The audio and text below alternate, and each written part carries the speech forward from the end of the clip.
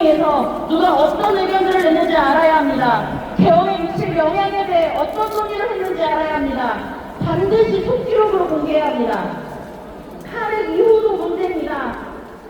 우리는 박근혜 탄핵 이후를 똑똑히 기억합니다.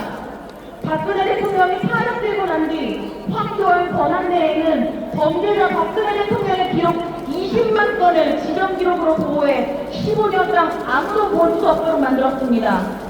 그래서 우리는 지금 박근혜 대통령이 세월호 참사에 어떤 대응을 했는지 7시간 동안 무엇을 했는지 지금도 알 수가 없습니다.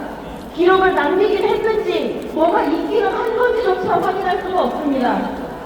윤석열은 반드시 탄핵될 것입니다. 우리 시민들이 그렇게 만들 것입니다.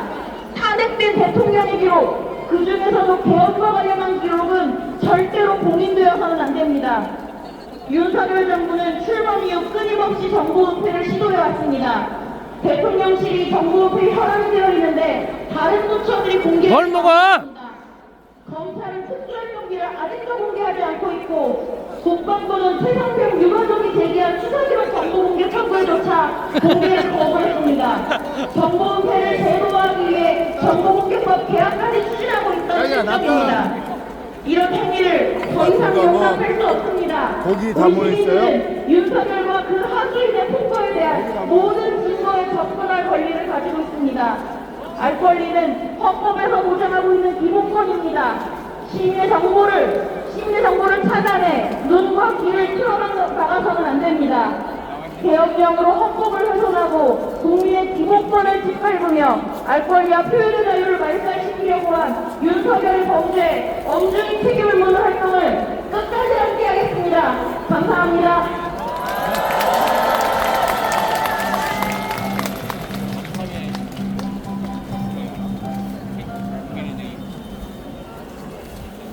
시민 여러분 반갑습니다.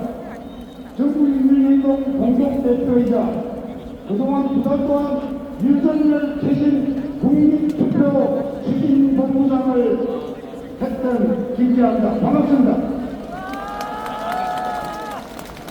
지난 10월 8일부터 12월 7일 현재까지 윤석열 정권 퇴진 국민투표가 50만 명을 돌파했습니다. 함께하신 모든 분들께 감사드리며 중간 보고를 드리겠습니다.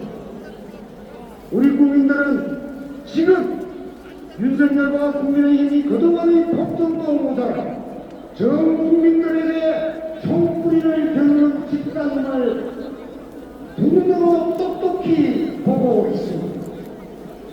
윤석열 대통령투표는 민심을 불러일으키고 오늘처럼 윤석열 대신 공장을 활짝 열어젖히기 위한 운동이었습니다.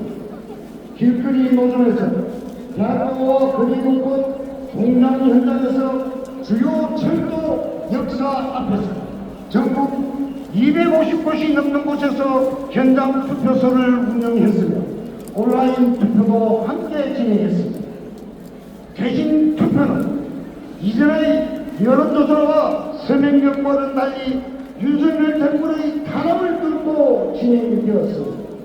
특히 정치적 중립이라는 미명 아래 위원장의 경찰 소환 등의 탄압에도 흔들림 없이 진행한 전국 교직원 노동조합과 전국 공무원 노동조합의 국민투표는 윤석열 정부 퇴진을 바라는 모든 이들에게 큰 용기와 힘을 주었습니다. 부산, 부경대, 경기지역 대학생들이 학내에서 투표소를 설치하자 학교 당국은 학내에 경찰을 불러들어 경찰이 난입하여 투표소를 탄압하였습니다.